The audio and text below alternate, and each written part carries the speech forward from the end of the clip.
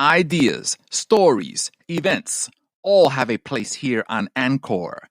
Music, instruction, therapy, all have a place here on Anchor. How to, where to, must do, all have a place here on Anchor. New talent, old talent, future talent, all have a place here on Anchor.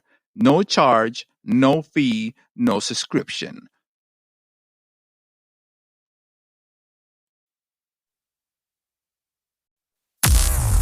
This is season 2 of the WR podcast. Let freedom ring. More insightful, more delightful, and more punk rock attitude. With your host, Will Ramos. From the opinion editorial from the New York Post. The next step in woke speak exposes the movement's true bullying nature. Grace Church School recently issued a 12-page guide that encourages students to stop using the words mom, dad, and parents. You must be out of your goddamn mind. Manhattan's elite Grace Church School recently issued a 12-page guide that takes the inevitable next step in rampant wokeism. To promote inclusion, the NoHo Prep School is encouraging students to stop using the words mom, dad, and even parents. This isn't just hogwash, but something far worse. Families are formed and structured in many ways. At Grace Church School, we use inclusive language that reflects this diversity, swarms the guide. That is because some families are different. It's rude to get into too much detail about your family. So much for celebrating difference. Now you're literally not supposed to speak words that remotely acknowledge it. Go for grown-ups, folks, family, or guardians instead of mom and dad, or even my two mommies. Drop nanny for caregiver. The guide spells out a host of more appropriate terms relating to gender, sexual orientation, race, and ethnicity.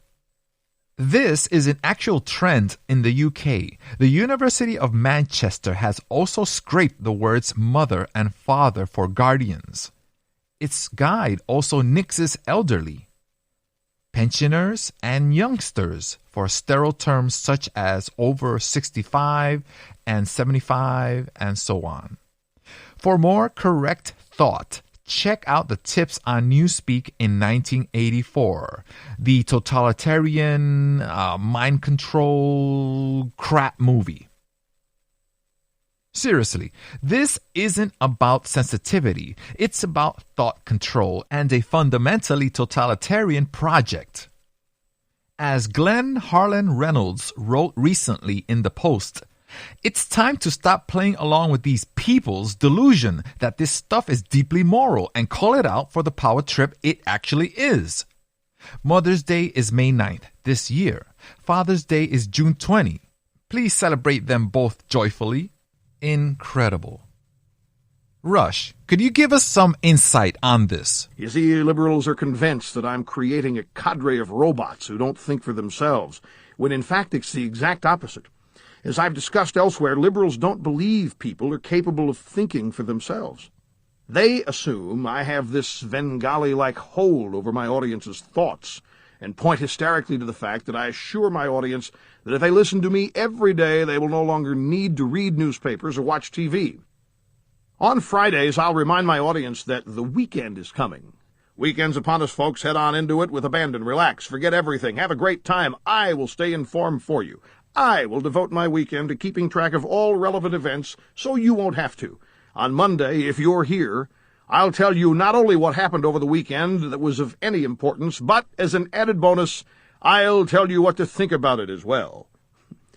Well, this parody of what elite liberals in the media do, without admitting it, drives a left-winger's nuts.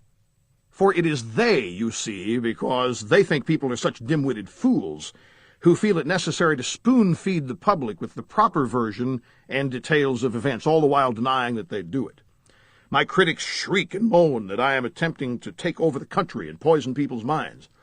Nope. That's what they do with their political correctness and dominance of the media. My little offer to think for people motivates them to do just the opposite. They think for themselves.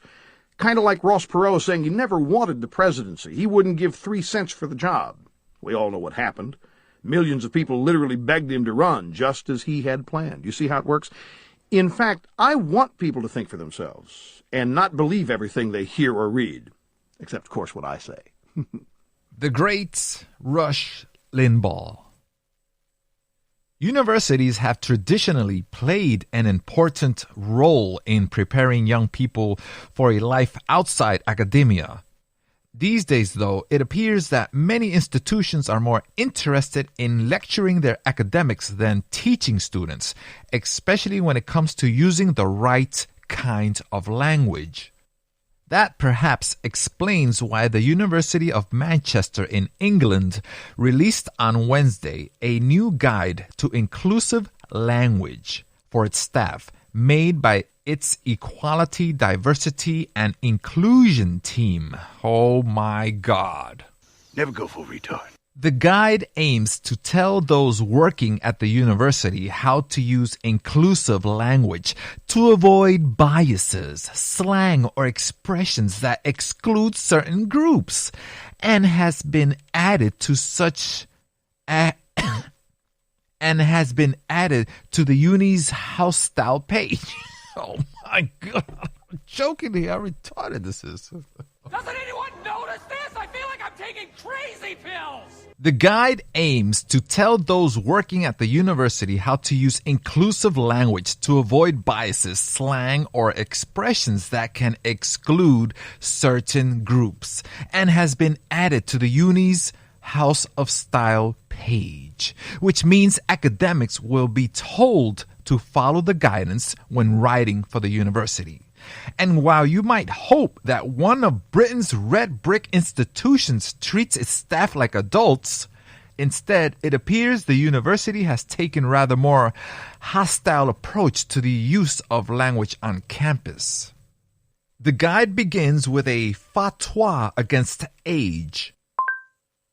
According to Britannica, fatwa, in Islam, a formal ruling or interpretation on a point of Islamic law given by a qualified legal scholar, saying that it should not be brought up unless strictly relevant, and even then only objective terms can be used.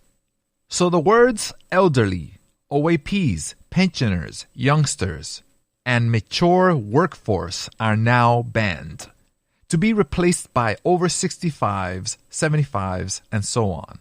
When it comes to illness and disability, for some reason using the word diabetic is no longer allowed, and staff are instead encouraged to use the language that focuses on people's abilities rather than limitations. In the eyes of Manchester University, someone is no longer suffering from cancer, but a person living with cancer. The university no longer says that someone is a victim of dementia, presumably because dementia is something to be appreciated in the eyes of inclusivity team. In the eyes, this is so stupid. Presumably because dementia is something to be appreciated in the eyes of the exclusivity team. I don't understand that. Arguably, though, it's on gender where the most radical changes take place. From now on, gender-neutral terms are now in vogue in Manchester, which means that man, woman, mother, and father are no longer appropriate for use in university materials, to be replaced by individuals and guardians. So when Mother's Day approaches, the Brits will celebrate this elaborate day as to be called Guardian's Day. Oh, man. Amusingly, the logic also applies to other words too. Researchers will now be told to make the following updates to their vocabulary: artificial or synthetic rather than man-made. Humankind, not mankind. Workforce, not manpower. We provide cover or staff rather than to man. It's been a tough few years for academics who don't subscribe to this kind of nonsense. It's been tough on all of us because people at this moment are on high alert in the sensitivity area.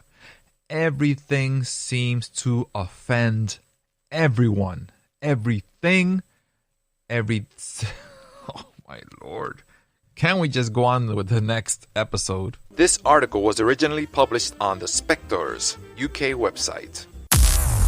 This is season 2 of the WR podcast. Let freedom ring. More insightful, more delightful, and more punk rock attitude. With your host, Will Ramos.